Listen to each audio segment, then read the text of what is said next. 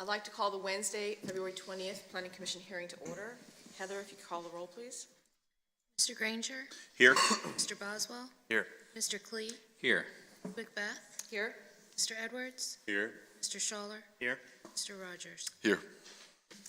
Okay, so we had a busy January, and we had 3 meetings, our regular hearing and work session for the comp plan and a CIP work session. So there are 3 sets of minutes. Are there any changes or corrections? Or we can accept them as a lot.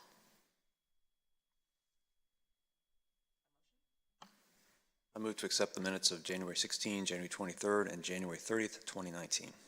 Second that motion. Mr. Granger? I will say aye, although I was absent on the 30th, so I'll abstain from that one. Mr. Boswell? Aye. Mr. Klee? Aye. Ms. Macbeth? Aye.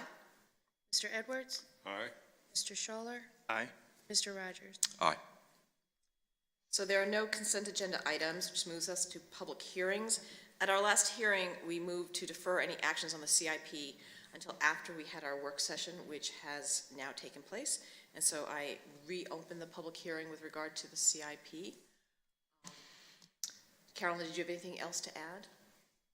No, other than in your packet, staff did the draft memo to the city manager based on comments at the public hearing and at the work session, which was attached, and Commission needs to make modifications if necessary or recommend approval of the memo to the city manager so he can include it in his budget.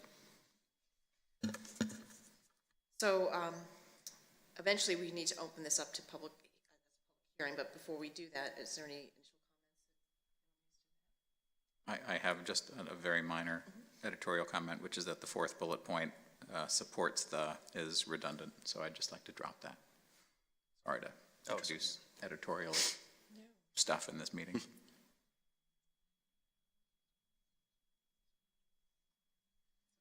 Support the study. Just delete supports the. Supports the, in the yes, 4th bullet study point. and future construction. Sorry. Okay, cool. Perfect. Okay, so let me open the public hearing, and then we can come back for further discussion. So opening the public hearing, if anyone would like to come forward. Seeing no one, I will close the public hearing. I just did want to, I wanted to make a couple of comments, I guess, like for the record, in case someone was actually very closely looking at the minutes of the CIP work session relative to this memo. From my perspective, both the minutes and the memo are, correct as they stand and made better by the edits that have been made before and today. But at the end of the CIP work session, we wind up with 7 bullet points that then are boiled down to 4 here, and I wanted to make sure that everyone saw that we weren't missing something or moving something away. The sidewalk issues are combined. A discussion that we had about Merrimack Trail, the road of Merrimack Trail was actually sent to Public Works for further review, and so it was moved off.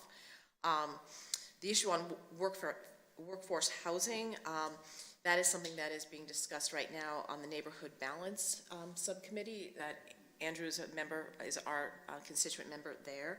And the final piece that was, so the 2 pieces that were skipped per se, workforce housing, which is covered by the Neighborhood Balance Committee, and also the comment that we had about not wanting to forget about future projects. One of the comments that we had was that we're used to seeing that 5-year plan actually filled out more in the 5 years, and it really was only filled out in year 1, 2, which for us, moving to, when we're thinking 3 to 5 years or 7 to 10 years, it's nice to have those.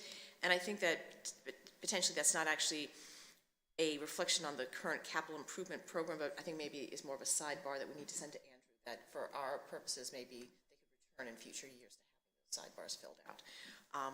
But that's just making sure that we see the comparison of the work session minutes versus what's the memo. But I think the memo captures what is part of the capital improvement program for budgeting for fiscal 20. So are there other comments with regard to that? I appreciated the editorial comments of Vice Chair Klee. That was all that I had. Then would someone send this forward to our city manager? I move that we send the memo forward to Mr. Trevette. Second? Second the motion. Mr. Granger, Aye. Mr. Boswell, Aye. Mr. Klee, Aye. Ms. Macbeth, Aye. Mr. Edwards, Aye. Mr. Schaller, Aye. Mr. Rogers. Aye. That brings us to our open forum, and so I will open the floor to anyone who might wish to come forward. Seeing no one, we'll move forward. We have no other business before us today, unless there is any new business or other items that someone wants to bring up. Okay, not seeing that, then we have our information items in the packet as usual, and next week we will gather again on Wednesday at 4 o'clock for what I assume will be a full meeting, as we will be working on our comp plan and seeing our large institutions between Colonial Williamsburg and William & Mary. Next month, there are no hearings already on our agenda, and I gather there's no current like site plans or anything in process, so we very likely may be given a day off, but don't give away your time yet. But the week after our regular hearing, March 27th, we once again will have our comp plan work session, and we'll see the other large institutions in town, the Williamsburg James City County Schools, as well as the library. If there's no other business to bring forward, we're adjourned.